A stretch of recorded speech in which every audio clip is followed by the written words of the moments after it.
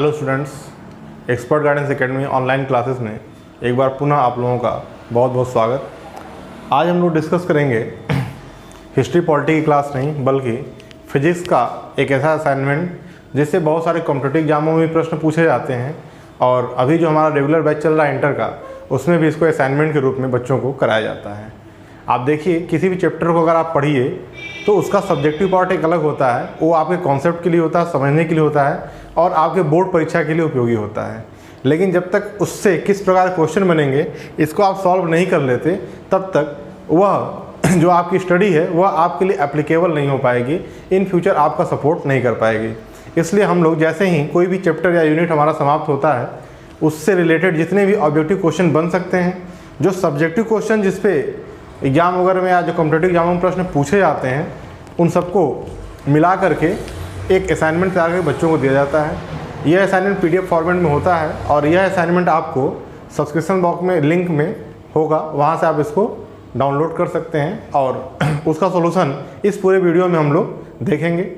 पूरा असाइनमेंट एक ही वीडियो में कर पाना मुश्किल होगा, इसको 2 पार्ट या 3 पार्ट में हम लोग करेंगे। तो आइए सबसे पहले असाइनमेंट का जो फर्स्ट पार्ट है, ठीक, ये देखिए हमारे कोचिंग सेंटर का असाइनमेंट है, इसका फ्रंट पेज है। ये पूरा पीडीएफ फॉर्मेट में आपको लिंक में शेयर कर दिया जाएगा, वहाँ से आप इसको डाउनलोड कर सकते हैं, खुद से प्रैक्टिस कर सकते हैं। अगर कहीं कोई दिक्कत आती है तो आप जो है यहाँ से सॉल्यूशन वीडियो को देख करके उसको सॉल्व कर सकते हैं, समझ सकते हैं। कहीं कुछ आपको लगता है कि नहीं, कोई प्रॉब्लम ज़्यादा क्लियर नहीं हो पा रही है या आपको समझ में नहीं आया, तो आप कमेंट बॉक्स सेक्शन में जाइए, कमेंट करिए।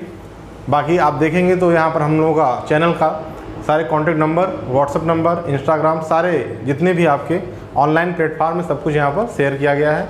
आप यहाँ से किसी भी माध्यम से हमसे संपर्क कर सकते हैं। तो आइए सबसे पहले हम लोग स्टार्ट करते हैं। अगर चैनल को आपने सब्सक्राइब नहीं किया तो सबसे पहले चैनल को सब्सक्राइब कर दीजिए। इंटरमीडिएट, हाई स्कूल और साथ साथ कॉम्पिटिटिव एग्जाम के भी जो मोस्ट रिलेवेंट टॉपिक होते हैं उनको हम लोग यहाँ पर डिस्कस करते हैं। बाकी रेगुलर क्लास में आप जानते हैं हिस्ट्री और पॉलिटी चल रही है। हिस्ट्री और पॉलिटी जो हमारा है वो कॉम्पिटिटिव एग्जाम के पर्पज़ से है और उसमें बेसिक कॉन्सेप्ट पर, ऐसा नहीं कि छोटी छोटी चीज़ों को पढ़ाया जाता है, एक एक चीज़ों को समझाते हुए, ताकि आप अपनी पूरी तैयारी वहाँ से कर सकें।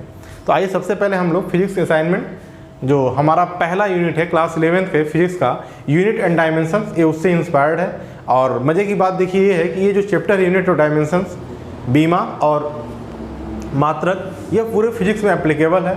हर एग्जाम में से 2 से 4 क्वेश्चन ऑब्जेक्टिव टाइप के पूछे ही जाते हैं, एटलीस्ट कम से कम 2 से 4 क्वेश्चन, अधिक से अधिक बहुत सारे प्रश्न यहाँ बनते हैं। कहीं ना कहीं ये पूरे फिजिक्स से इंट्रोडक्शन करा देता है, इसलिए बहुत ही इंपॉर्टेंट टॉपिक है। अब इस पर हम लोग डिस्कस करते हैं। इसका ऑफलाइन क्लासेस कंप्लीट हो चुका है। तो यहाँ पर देखते हैं intermediate physics assignment unit and dimensions, ये हमारा असाइनमेंट नंबर फर्स्ट है। ठीक, चलिए तो इसके ऑब्जेक्टिव क्वेश्चन देखते हैं। सबसे पहला क्वेश्चन है इसमें, निम्नलिखित में कौन सी भौतिक राशि नहीं है। आंसर बताने के बाद क्वेश्चन आपको इजी लगेगा, ठीक, लेकिन आंसर नहीं जानते हैं तो ऐसे ही क्वेश्चन एग्जामों में अक्सर गलत हो जाते हैं। निम्नलिखित में कौन सी भौतिक राशि नहीं है ना, ठीक, which one is not the physical quantity, इनमें से कौन सा जो है क्या है, भौतिक राशि नहीं है। ऑप्शन ए दिया है किलोग्राम, ऑप्शन बी दिया है आवेग, सी है ऊर्जा और डी है घनत्व। ठीक, kilogram, impulse, energy and density. चलिए, तो यहाँ आप जानते हैं कि भौतिक राशि किसे कहते हैं, पहले ये बात आपको पता होना चाहिए। ठीक, तो पदार्थों के ऐसे गुणधर्म जिनका मापन किया जाता है उन्हें हम भौतिक राशि कहते हैं। ठीक, और भौतिक राशियों को मापने के लिए क्या होता है, एक स्पेसिफिक मात्रक होता है। भौतिक राशियों के प्रकार, ये सब कुछ डिस्कस किया जा चुका है ना। तो यहाँ पर सबसे पहले हम देखिए भौतिक राशि 2 प्रकार की, मूल राशि, व्युत्पन्न राशि, ये सब आप जानते होंगे। तो यहाँ पर देखिए, अगर हम देखें आवेग को, ऊर्जा को और घनत्व को, यह सब क्या है, यह सब भौतिक राशियाँ हैं। पूछा क्वेश्चन कौन सी भौतिक राशि नहीं है, तो किलोग्राम यहाँ पर सही आंसर होगा, क्योंकि किलोग्राम क्या है, मात्रक है। कौन सी भौतिक राशि का, द्रव्यमान का, है ना। तो किलोग्राम जो बेटा अपने आप में वह भौतिक राशि नहीं है, बल्कि यह क्या है, मात्रक है। किसका, यूनिट है मास का, यानी कि द्रव्यमान का। तो इसलिए आंसर क्या हो जाएगा, ए हो जाएगा। ठीक, तो मात्रक में और भौतिक राशि में डिफरेंस आपको पता होना चाहिए और ऐसे क्वेश्चन एग्जामों में अक्सर पूछे जाते हैं। सेकेंड क्वेश्चन है, प्रकाश वर्ष मात्रक है। ठीक, ऑप्शन दिया है वेलोसिटी, चाल का, मास का, डिस्टेंस का एंड टाइम का, है ना। 4 ऑप्शन आपके सामने, चाल, द्रव्यमान, दूरी और समय। तो आप जानते हैं प्रकाश वर्ष है, और ये वर्ष क्या करता है, कंफ्यूज करता है, और अक्सर बच्चे समय पर चले जाते हैं। जबकि प्रकाश वर्ष क्या है, लाइट ईयर बोलते हैं इसको इंग्लिश में। LY से भी कई बार लिखा हो, सॉरी स्मॉल l होगा, LY शॉर्ट में इसको इस तरीके से रिप्रेजेंट करते हैं। और यह डिस्टेंस की यूनिट है, किसकी यूनिट है, डिस्टेंस की, यानी कि दूरी का मात्रक है।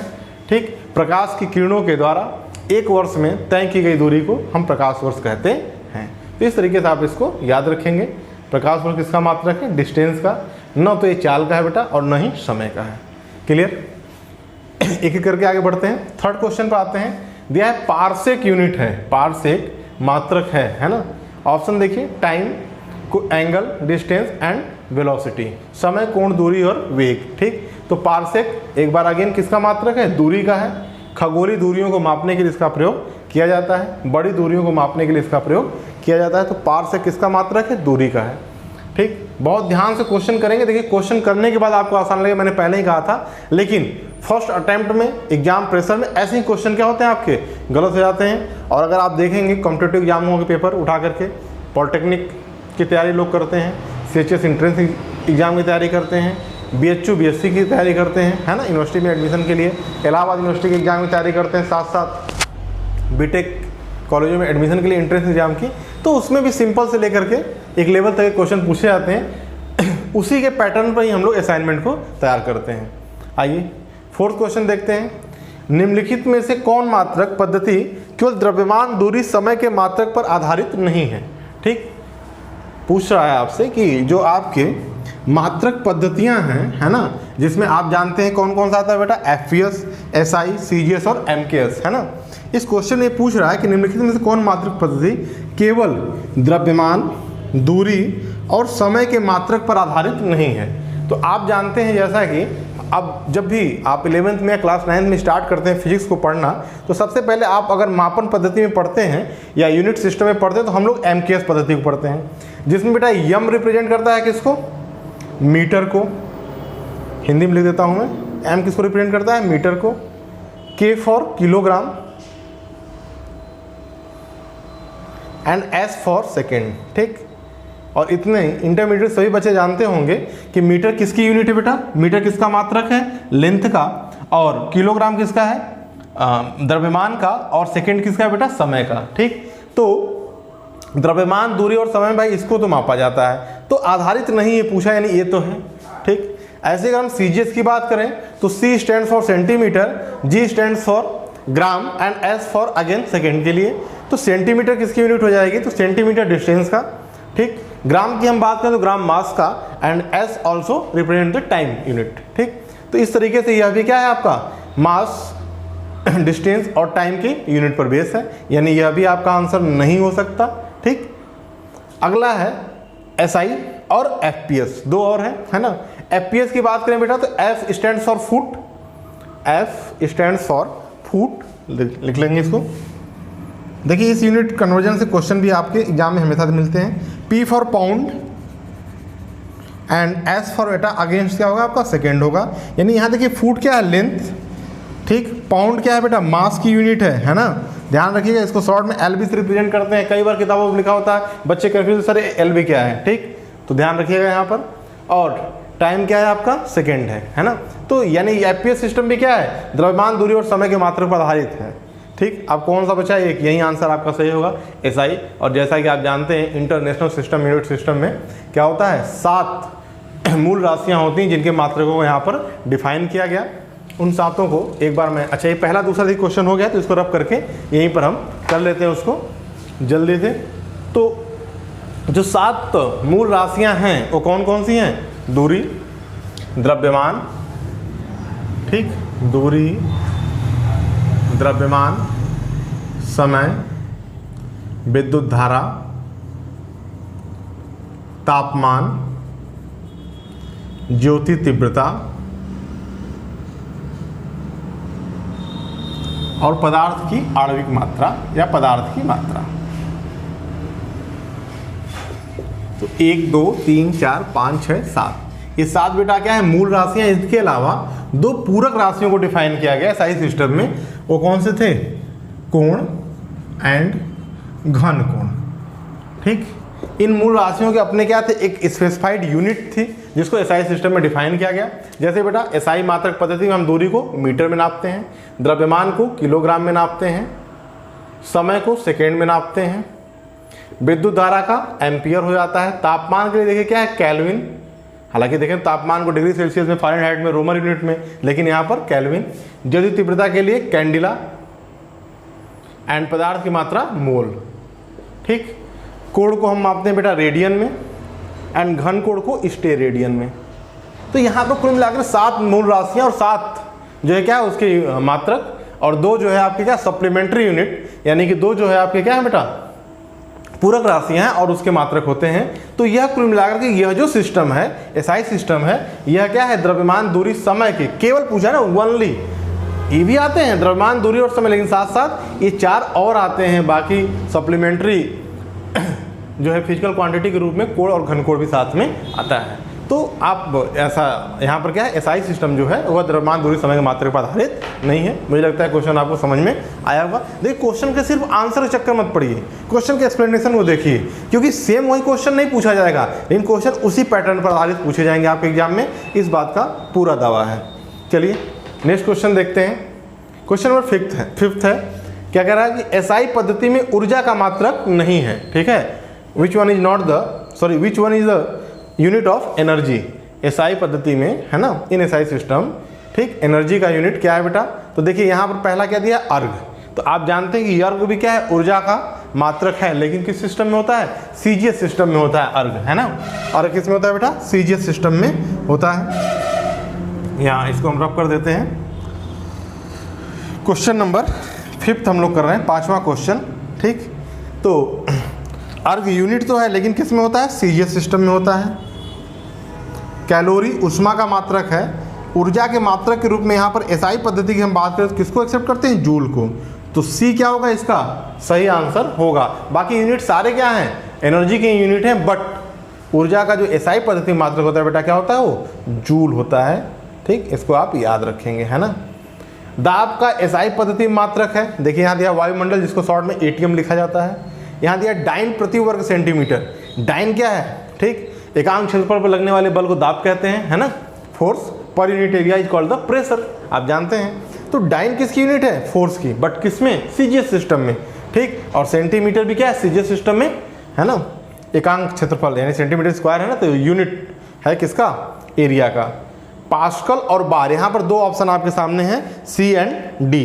तो यहाँ पर अगर देखा जाए तो इसमें से कौन सा आंसर बेटा आपका सही होगा, तो दाब का एसआई पद्धति में जो मात्रक होता है बेटा पास्कल होता है, ध्यान रखिएगा क्या होता है पास्कल। ठीक, एसआई पद्धति में जो दाब का मात्रक है वो क्या है पास्कल है। बिल्कुल कंफ्यूज नहीं होना है, एकदम ढंग से इसको एक एक क्वेश्चन को आराम से करना है। तो इस तरीके से देखिए हमने आपके सामने 6 क्वेश्चन जो थे इस पार्ट का उसको कंप्लीट किया। आइए 7 नंबर क्वेश्चन चलते हैं। टोटल 18 क्वेश्चन हमने यहाँ पर लिखा है। अगर आप पीडीएफ में देखेंगे 37 ऑब्जेक्टिव टाइप के क्वेश्चन है, तो अभी 18 करते हैं फिर नेक्स्ट 18 करते हैं। ठीक, एसआई पद्धति में कोणीय त्वरण का मात्रक है ना। ठीक, क्या पूछा आपसे एंगुलर एक्सीलरेशन का मात्रक है। ठीक, तो आप जानते हैं जैसे कि एक्सीलरेशन इक्वल टू बेटा आपका क्या होता है, अगर सिंपल हम त्वरण की बात करें, देखिए बहुत सारी ऐसी भौतिक राशियां होंगी जो आप पहली बार सुन रहे होंगे, ठीक है, लेकिन यहाँ पर उसका क्या है मात्रक और विमित सूत्र को समझना याद करना है। भौतिक राशियों के डेफिनेशन के चक्कर में भी हम नहीं पढ़ेंगे, जब उस स्पेसिफिक चैप्टर में हम जाएंगे तो वहाँ उसको और अच्छे से एक्सप्लेन किया जाएगा। ठीक, तो एक बार पहले से आप सुने रहेंगे तो इंटरेस्टिंग रहेगा। जैसे त्वरण इक्वल टू आपका जो होता है एक्सेलरेशन इक्वल टू क्या होता है वेलोसिटी यानी कि वेग अपॉन टाइम डिफरेंस या टाइम पीरियड समयांतराल। ठीक, अगर हम बात करें एंगुलर एक्सेलरेशन की यानी कि कोणीय त्वरण की, तो बेटा यहाँ क्या बदल जाता है कोणीय त्वरण इक्वल टू क्या हो जाएगा कोणीय वेग हो जाएगा अपॉन टाइम पीरियड। ठीक, अब देखिए जैसे जो कोणीय वेग है तो कोणों किस में मापते हैं यहाँ पर रेडियन में, तो यहाँ पर यूनिट क्या आ जाएगी रेडियन। ठीक, वेग बराबर भी क्या होगा आपका यहाँ पर, तो कोणीय दूरी या कोणीय विस्थापन अपॉन जो है क्या समय, तो कोणीय विस्थापन या कोणीय दूरी का माप क्या होगा रेडियन में होगा बेटा रेडियन, और विस्थापन है क्या हो जाएगा समय का सेकेंड। एक समय अंतराल पहले से तो इसका भी क्या होगा सेकेंड होगा, और इस तरीके से हो जाएगा रेडियन प्रति सेकंड स्क्वायर। ठीक, यानी अगर इसको हम ऊपर ले जाएंगे बेटा तो क्या हो जाएगा यही सेम हमारा रेडियन सेकेंड पावर माइनस 2, है ना, पावर माइनस 2, ऐसा ऑप्शन देखिए यहाँ पर, तो ये सी है ना, सी ऑप्शन हमारा क्या होगा यहाँ पर सही होगा। एसआई पद्धति में कोड़ी त्वरण का मात्रक है। ये क्वेश्चन भी कई सारे एग्जामों में कई बार पूछा गया है। ठीक, तो क्वेश्चन को करते चलेंगे। पीडीएफ को डाउनलोड करके आप प्रिंट भी करा सकते हैं, है ना, और खुद मोबाइल से भी सॉल्व कर सकते हैं। पेन कॉपी का यूज करके अपना स्वयं का असाइनमेंट नोट्स बना सकते हैं। ठीक, जैसा अच्छा लगे आपको, जैसे आप कर सकें, जो आपके लिए पॉसिबल हो वैसे करें। कहने का मतलब है कुल मिलाकर अपनी तैयारी को सही दिशा में और मेहनत से करें। क्वेश्चन नंबर 8 आपसे है कि सार्वत्रिक गुरुत्वाकर्षण नियतांक का मात्रक एसआई पद्धति में है ना। क्या पूछा आपसे बेटा यहाँ पर? Universal gravitational constant, universal gravitational constant का मात्रक एसआई सिस्टम में पूछ रहा है। ठीक, तो सबसे पहले आप देखिए जी होता क्या है ना। तो आप जानते हैं कि जैसे सार्वत्रिक गुरुत्वाकर्षण नियतांक को हम किससे रिप्रेजेंट करते हैं बेटा? कैपिटल जी से, है ना। और इसके बारे में किसने बताया था? न्यूटन साहब ने बताया था, जहाँ पे न्यूटन का क्या गुरुत्वाकर्षण सिद्धांत काम करता था। फॉर्मूला निकल जाता था F = G m1 m2 upon r square, जहाँ आर स्क्वायर क्या है? m1 m2 क्या है बेटा? दो अलग अलग पिंड होंगे, उनका मास m1 एंड m2। r क्या है? इस पिंडों के केंद्र के बीच, मतलब दोनों पिंडों के केंद्रों के बीच की दूरी को r से रिप्रेजेंट करते हैं। ध्यान रखिएगा, दोनों पिंडों के बीच की दूरी नहीं, दोनों पिंडों के केंद्र के बीच की दूरी को हम r से रिप्रेजेंट करते हैं। तो F = G m1 m2 upon r square. F क्या है? इन दोनों बॉडीज के बीच में, इन दोनों पिंडों के बीच में लगने वाला फोर्स ऑफ अट्रैक्शन, यानी कि आकर्षण बल है। क्लियर? तो F = G m1 m2 upon r square. ध्यान रखिएगा, F क्या है यहाँ पर? फोर्स है। अब G = क्या हो जाएगा बेटा? तो देखिए F × r square upon m1 m2 हो जाएगा। F की यूनिट क्या होगी? बल है, न्यूटन, एसआई सिस्टम में पूछ रहा है।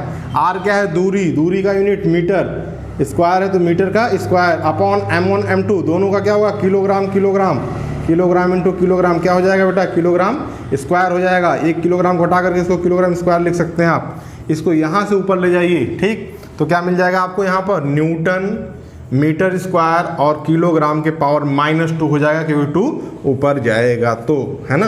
अब ऑप्शन मैच कराते हैं। न्यूटन मीटर है, नहीं होगा। Newton metre square kilogram power -2 एकदम सही है। यहाँ देखिए इन्वर्स से गलत, यहाँ भी गलत, है ना। यानी बी आपका क्या होगा? सही आंसर होगा। एसआई यूनिट में ग्रेविटेशनल कांस्टेंट का जो मात्रक है वो क्या होगा? न्यूटन मीटर स्क्वायर प्रति किलोग्राम स्क्वायर, है ना। एक बात का ध्यान रखिएगा, जैसे प्रति यानी बटे में कोई चीज़ है तो इसको ऊपर ले जाते हैं तो क्या होता है? पावर माइनस का हो जाता है। क्यों हो जाता है? इसको छोटा सा मैथ है, यहाँ पे चलते चलते समझ लेते हैं। देखिए जैसे कोई भी संख्या हो, है ना, मान लीजिए सपोजेड 1 अपॉन, हमें यहाँ पर t आ गया, तो t को ऊपर हम t इनवर्स क्यों लिखते हैं? तो ऊपर t तो रिप्रेजेंट है नहीं, तो t का पद कैसा है? तो ऊपर हम एज्यूम करते हैं 1 × t⁻0 अपॉन t। इसकी वैल्यू क्या होती है बेटा? 1 होती है। किसी भी संख्या हो, कोई भी संख्या हो, चाहे वो अक्षर संख्या हो, चाहे वो आपका अंकीय संख्या हो, उसके घात अगर शून्य होगा तो उसका मान 1 होता है। तो इसका मान 1 × 1 1 आएगा। आपके टोटल वैल्यू पे कोई डिफरेंस यहाँ पर नहीं पड़ता। लेकिन जब इस t को हम ऊपर ले आते हैं, जैसा कि हम जानते हैं कि भाग में जब भी हम डिवाइड करते हैं तो अगर बेस सेम हो, बेस क्या हो? सेम हो, तो आधार क्या होते हैं? घटते हैं, है ना। आधार क्या होते हैं? घटते हैं। तो अगर इसमें भाग देंगे और इससे भाग देंगे तो इसके घात में से इसके घात को हम क्या करेंगे? घटाएंगे। यहाँ पर घात कुछ नहीं तो क्या है? 1 होता है। यहाँ पर घात क्या बेटा? 0 है। फाइनली जब हम भाग देंगे तो ये ऊपर जाएगा, तो क्या हो जाएगा? t⁻0 - 1, t⁻0 - 1, यानी फाइनली आपका आ जाएगा t⁻1, है ना। ये इस तरीके से आता। अगर यहाँ 2 होगा तो 0 - 2, t⁻2। तो छोटे छोटे मैथमेटिक्स हैं जिनको जानते रहिए, समझते रहिए। जितना चीज़ों को आप समझेंगे उतना आपको पढ़ने में मजा आएगा। ठीक, चलिए थोड़ा जल्दी लग रहा होगा आपको, लेकिन बहुत सारे क्वेश्चन हैं। आप वीडियो को पॉज करके बार बार जो है रिवाइव करके कई बार देख सकते हैं, इसमें कोई दिक्कत नहीं है। आइए, तो क्वेश्चन नंबर 8 हो गया। 9 क्वेश्चन की बात करते हैं। पृष्ठ तनाव का मात्रक है ना। क्वेश्चन नंबर 9 क्या है? पृष्ठ तनाव का मात्रक है। ठीक, तो देखिए यहाँ पर पृष्ठ तनाव होता क्या, पहले ये समझिए। सरफेस टेंशन, है ना। ऊपर पहले रफ कर लेते हैं हम लोग, इधर या इधर मिटा लेते हैं इसको।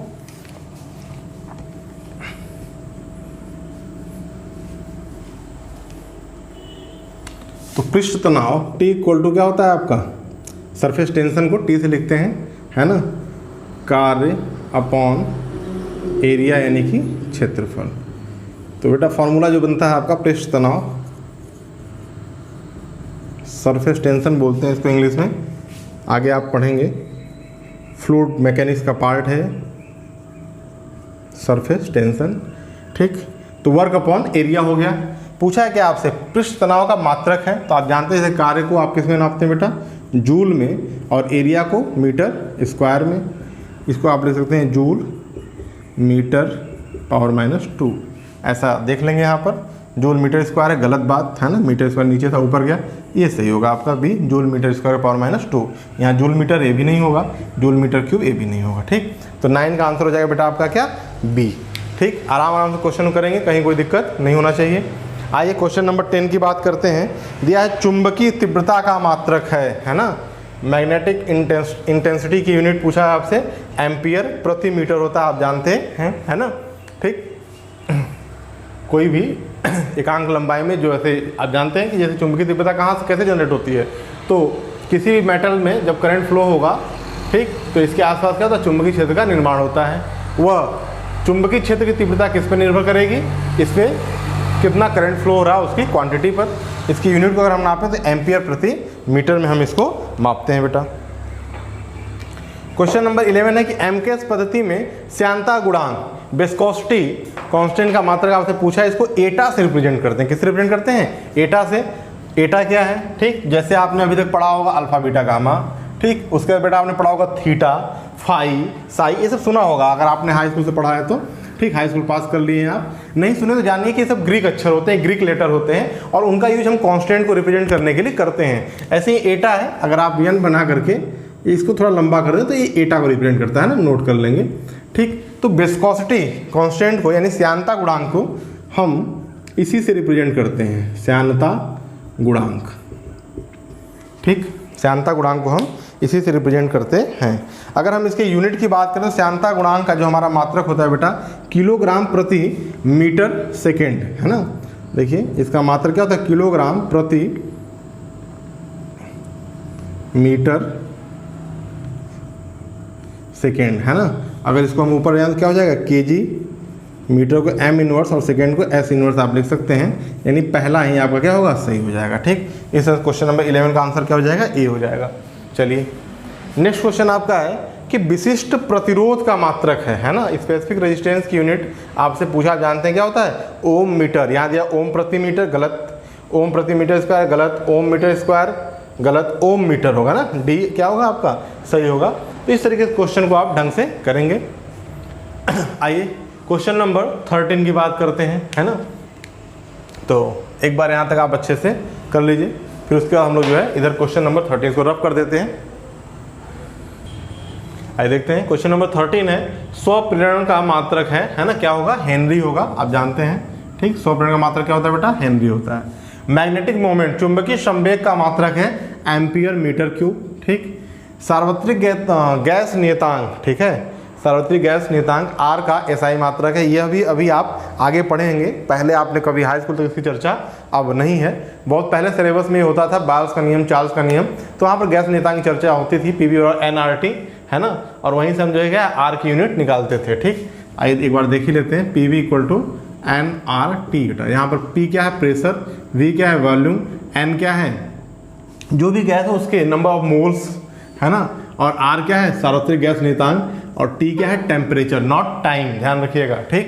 तो एक बार आप इसको नोट कर लें, दाब, भी बेटा वॉल्यूम यानी कि आयतन को रिप्रेजेंट करता है, एन नंबर ऑफ मोल्स, ठीक, गैस के अणुओं की संख्या कहते हैं आप इसे, आर आपका क्या है, वही जिसको पूछा गया सार्वत्रिक गैस नियतांक, और टी बेटा तापमान यानी कि टेम्परेचर, ठीक। यहाँ पर आपसे क्वेश्चन में पूछ रहा है 15 नंबर में कि इसकी एसआई यूनिट क्या है, तो यहाँ पर हो जाता है बेटा joule kelvin inverse mole inverse, है ना, ठीक। Joule kelvin inverse mole inverse यानी कि जूल प्रति केल्विन प्रति मोल, जूल प्रति केल्विन मोल, है ना, ठीक। अगर हम यहाँ फार्मूले देख लें, देखिए आर इक्वल टू क्या हो जाएगा आपका, पी भी अपॉन एन टी, है ना, टी क्या है, तापमान है, ठीक। इसकी यूनिट क्या होगी, एसआई केल्विन होगी। प्रेशर की एसआई यूनिट आप जानते हैं पास्कल होता है, बाकी अगर देखें तो हम इसको क्या लिख सकते हैं, न्यूटन पर मीटर स्क्वायर। ठीक, वॉल्यूम की यूनिट क्या हो जाएगी बेटा, मीटर क्यूब। एन का मोल हो जाएगा और टी का क्या हो जाएगा, केल्विन। ठीक, यहाँ तक आपको समझ में आना चाहिए। प्रेशर का देखिए क्या होता है, फोर्स अपॉन एरिया, तो newton upon metre square. Volume क्या होता है, लेंथ ब्रेथ इनटू हाइट, है ना, ये मीटर क्यूब, तो मीटर क्यूब। एन का मोल एंड टी का केल्विन हो गया। अब यहाँ देखिए मीटर स्क्वायर कैंसिल हो जाएगा। ठीक, इससे ऊपर क्या बच गया आपका, न्यूटन मीटर, और न्यूटन मीटर को आप क्या ले सकते हैं, जूल, है ना, क्योंकि आप जानते हैं कार्य इक्वल टू बल गुणे विस्थापन। बोलिए, बल क्या है, यूनिट न्यूटन, विस्थापन की यूनिट मीटर, यानी न्यूटन मीटर किसकी यूनिट है, कार्य की यूनिट एसआई सिस्टम में क्या होता है, जूल, यही ऊर्जा का भी होता है ना। ठीक, तो इस तरीके से आप इसको क्या ले सकते हैं, न्यूटन मीटर को जूल हमने लिख लिया, केल्विन आ गया, मोल आ गया, तो इस तरीके से आपका ये यूनिट हो जाएगा। अगर हम इसको ऊपर ले आए बेटा तो ऊपर क्या होगा आपका, जूल के इनवर्स एम इनवर्स या मोल इनवर्स, है ना, मोल पूरा लिखेंगे, एम लिखने से मीटर समझ में आ जाएगा। ठीक है, मोल इनवर्स, यानी फाइनली क्या होगा, डी होगा। आई थिंक आपको समझ में आया होगा। देखिए ऐसे क्वेश्चन को ना एकदम एक्सप्लेन कर दीजिए, तोड़ करके करिए। ठीक है, एक एक पार्ट्स को समझने का प्रयास करिए, सिर्फ आंसर पर टिक ना करें। इस फॉर्मूले को याद रखें, है ना। मुझे लगता है जब तक आप साइंस पढ़ेंगे तब तक ये फॉर्मूला आपका यूज होगा। और ये कई एग्जामों में पूछा जाता है, P V equal to NRT, बहुत सारे न्यूमेरिकल से सॉल्व होते हैं। जब जिस चैप्टर में आएगा वहाँ पे इसकी चर्चा जरूर होगी। फिलहाल यहाँ पर आया और जिस रूप में आया उस रूप में आपके सामने हमने इसको डिस्कस किया, नोट कर लेंगे। क्वेश्चन नंबर 16 एक और कॉन्सेप्ट बेस्ड क्वेश्चन है, आइए इसको सॉल्व करते हैं।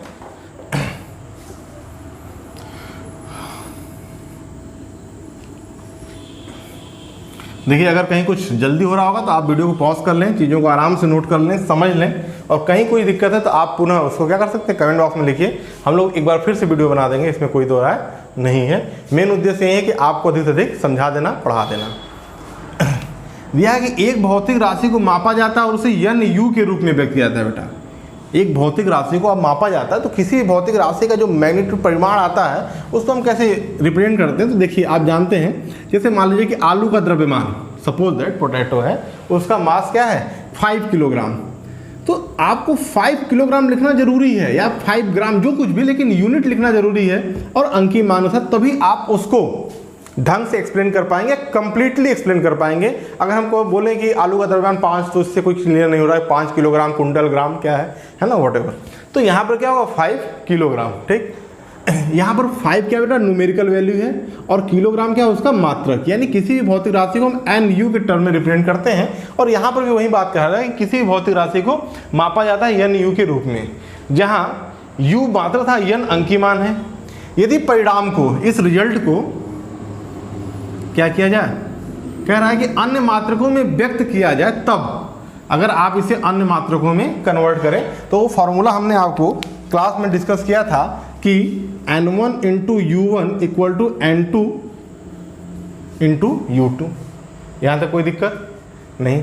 अब आपसे पूछा क्या रिलेशन यहाँ पर आपको मिलेगा, तो अगर ढंग से देखिए बेटा, ठीक, यदि आप N1 का मान बढ़ाते हैं, ठीक, क्या करते हैं, N1 का मान बढ़ाते हैं तो ऑटोमेटिकली इसके बराबर करने के लिए, ठीक है, U1 के मान को क्या करना पड़ेगा, घटाना पड़ेगा। अगर ये दोनों भौतिक राशियाँ, मान लीजिए कोई भी जो मतलब दो मान हैं जिसमें किसी भी भौतिक राशि का परिणाम डिपेंड करता है, ध्यान समझिएगा। यदि हम N1 का मान बढ़ाते हैं तो इस कंडीशन को प्रूफ होने के लिए हमें U1 का मान क्या करना पड़ेगा बेटा, U1 का मान घटाना पड़ेगा। ध्यान समझिएगा, U1 का मान क्या करना पड़ेगा, घटाना पड़ेगा, नहीं तो ये आपका सॉल्व नहीं होगा। ठीक, ये मीन्स दैट क्या है, अगर इस टर्म में देखिए तभी तो ये इसके बराबर होगा। या फिर आप इसको ऐसे लिख सकते हैं, यदि N1 क्या है ग्रेटर देन N2, यदि N1 का मान N2 से क्या है अधिक है, तो ये बराबर कब होंगे, जब U1 लेस देन U2 होगा। यानी यदि N1 का मान बड़ा होगा तो U1 का मान U2 से क्या होगा, छोटा होगा, तभी ये पॉसिबल है, नहीं तो पॉसिबल नहीं है। आइए इसको एक एग्जांपल समझ लेते हैं। जैसे लेंथ की यूनिट है, देखिए कॉन्सेप्चुअल क्वेश्चन है, बताने के बाद बहुत ही आसान लगेगा आपको, लेकिन पहले क्वेश्चन पढ़ कर समझ में नहीं आता कि वास्तव में कौन सा यहाँ पर ऑप्शन सही हो सकता है। ठीक, तो जैसे एक एग्जांपल ले लेते हैं, 1 metre equal to 100 centimetre. I think ये तो आप सभी लोग जानते होंगे, है ना। अब यहाँ पर देखिए 1 मीटर, यानी ये बेटा आपका हो गया N1, this one is U1, ये N2 और ये क्या हो गया U2। क्लियर है। यहाँ आप जानते हैं 1 और 100 में कौन बड़ा है? 100 बड़ा है किससे? 1 से। मीटर और सेंटीमीटर में कौन बड़ा है? मीटर बड़ा है सेंटीमीटर से। यानी कंडीशन आपको क्या मिल गई? देखिए ये N2 था ना, अगर आपने N2 के मान को बड़ा कर दिया किससे बेटा? N1 के मान से, तो ऑटोमेटिकली क्या होगा? U2 का मान छोटा हो जाएगा U1 के मान से, क्योंकि U1 क्या है? मीटर बड़ा होता है किससे? सेंटीमीटर से। ठीक। फाइनली कहने का मतलब ये बेटा कि जो N होगा वह U के व्युत्क्रमानुपाती होगा। यदि N का मान बढ़ाएंगे तो U का मान कम होगा, यदि U का मान बढ़ाएंगे तो N का मान कम होगा। ठीक है, यानी यह इसके इन्वर्सली प्रोपोर्शनल होगा। तो यहाँ पर देखिए दिया है N is directly proportional to size of U।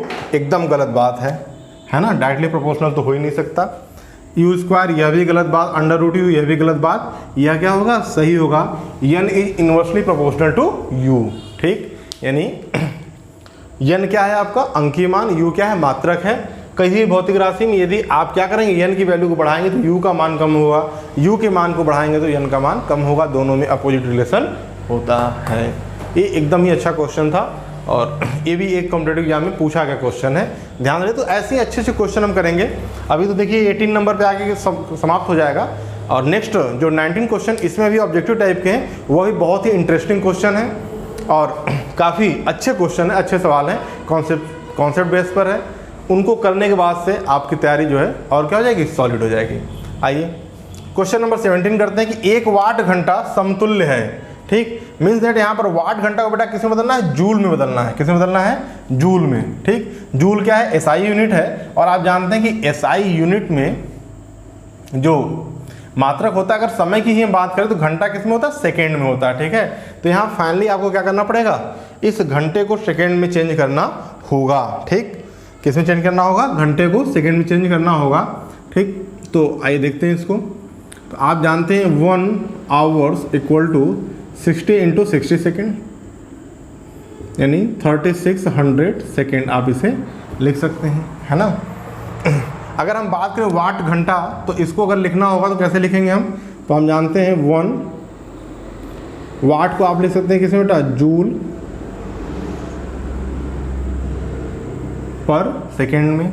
ठीक, और आवर्स है ना, जूल पर सेकेंड, इसको भी किस में लिखेंगे? सेकेंड में, है ना। अब इसको बदलिए सेकेंड में, तो यहाँ पर क्या आ जाएगा? 1 × 3600 जूल सेकेंड का कितना हो जाएगा? तो आप जानते हैं यहाँ पे 3600 सेकेंड आ जाएगा, है ना। और यहाँ भी क्या होगा? सेकेंड होगा, क्योंकि 1 घंटे से हुआ, सेकेंड से सेकेंड कैंसिल हो जाएगा, यानी क्या आ जाएगा? 3600 जूल, या इसको आप लिख सकते हैं 3.6 × 10⁻³ जूल, है ना। कितना हो सकता है बेटा आपका? 3.6 × 10⁻³ जूल। देखिए 3600 है ना, तो 3.6 यहाँ दूसरा बना है 123 × 10⁻³ जूल। क्लियर है। तो इस तरीके से आपका, अगर इसमें 17वें क्वेश्चन में हम ऑप्शन देखें तो क्या हो जाएगा? ऑप्शन नंबर C आपका सही आंसर होगा, है ना। फिर से देख लीजिए, दिया था कि 1 वाट घंटा को आपको किसमें बदलना था? 1 वाट आवर्स को आपको बदलना है यहाँ पर जूल में। क्लियर है, किसमें बदलना बेटा? जूल में। वाट को हम क्या लिख सकते हैं? जूल पर सेकेंड, है ना। क्यों? क्योंकि वाट किसकी यूनिट होती है? अगर इसको आप छोड़ दीजिए कुछ समय के लिए, तो वाट यूनिट है बेटा किसकी? पावर्स की, है ना, सामर्थ्य की, है ना। और सामर्थ्य क्या होता है? एकांक समय में किया गया कार्य क्या कहलाता है बेटा? आपका सामर्थ्य कहलाता है ना। तो वाट इक्वल टू आपका होता है क्या? वर्क अपॉन, यानी यहाँ अगर हम भौतिक राशि की बात करें तो work upon time. Work unit क्या होती है बेटा? जूल, और टाइम का होता है सेकेंड। तो 1 वाट इक्वल टू क्या होगा? जूल पर सेकेंड इंटू 1 आवर भी है, आवर को सेकेंड में कन्वर्ट करेंगे क्या हो जाएगा? 3600 सेकेंड हो जाएगा, ये 1 है। ठीक, सेकेंड से सेकेंड कैंसिल हो गया बेटा, 1 जूल इंटू 3600, 36 का गुणा हो जाएगा तो 3600 जूल आ जाएगा, या 3.6 इंटू 10⁻³ जूल, है ना। जैसे भी आपको समझ में आप कर सकते हैं इसको, कहीं कोई दिक्कत नहीं है। ठीक, अगला क्वेश्चन आइए देखते हैं। क्वेश्चन नंबर 18 लास्ट क्वेश्चन है। निम्नलिखित में से कौन सा तथ्य गलत है ना।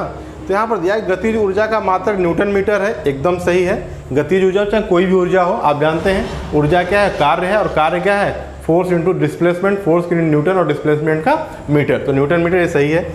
श्यानता विस्कोसिटी की यूनिट पॉइज है, यह भी सही है। इस क्वेश्चन में देखिए आपको एक इन्फॉर्मेशन मिल गया कि श्यानता का मात्रक क्या होता है, पॉइज होता है। कार्य और ऊर्जा की बीमा समान है, बिल्कुल सही है। देखिए अभी हम जैसे आपको बताया ना, कार्य और ऊर्जा का मात्रक सेम, तो बीमा भी क्या होगा, सेम होगा। कार्य की बीमा क्या होगी, तो dimension of work equal to क्या होगा, फोर्स इंटू डिस्प्लेसमेंट होता है, फोर्स का क्या होगा mL/-1 और इसका L यानी mL²T⁻⁻1। यही बेटा क्या होता है, एनर्जी की भी बीमा होती है, यानी यह भी क्या है, सही है। पृष्ठ तनाव का मात्रक न्यूटन मीटर है, ये क्या है आपका गलत है, क्योंकि पृष्ठ तनाव का मात्रक क्या होता है, न्यूटन पर मीटर, न्यूटन पर मीटर होता है, या जूल पर मीटर स्क्वायर के टर्म्स में इसको मेजरमेंट करते हैं। यानी कि ए बी सी सही है, गलत पूछा है तो आंसर क्या हो जाएगा, डी वाला हो जाएगा। डी क्या है आपका, गलत है, यानी कि ऑप्शन के रूप में डी क्या होगा, सही होगा। तो ये पहला पार्ट का वीडियो था, 18 क्वेश्चन इसमें हम लोगों ने डिस्कस किया। नेक्स्ट वीडियो जल्दी आपको मिल जाएगा, एक ही दिन के अंतराल पर, उसमें नेक्स्ट जो है क्वेश्चन को हमको लगता है 3-4 पार्ट में क्वेश्चन आपका कंप्लीट हो जाएगा। थैंक यू, पढ़ाई करते रहिए, पूरी एनर्जी के साथ लगे रहिए, कोई कोविड का डर नहीं है, सावधानी से रहिए और पढ़ाई को नियमित रूप से करते रहिए। धन्यवाद।